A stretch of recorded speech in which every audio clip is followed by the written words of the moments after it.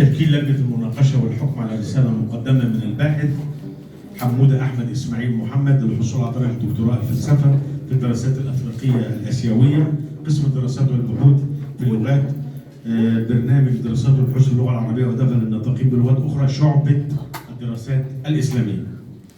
موضوع الرسالة: المنهج العقدي عند الإمام علاء الدين البخاري وأثره في أوزبكستان.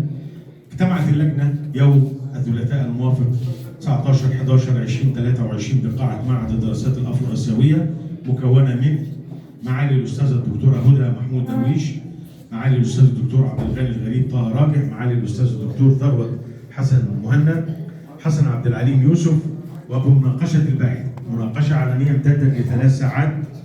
قررت اللجنة منح الباحث درجة الدكتوراه في الدراسات الأفريقية الآسيوية، شعبة الدراسات الإسلامية، بتقدير مرتبة الشرف الأولى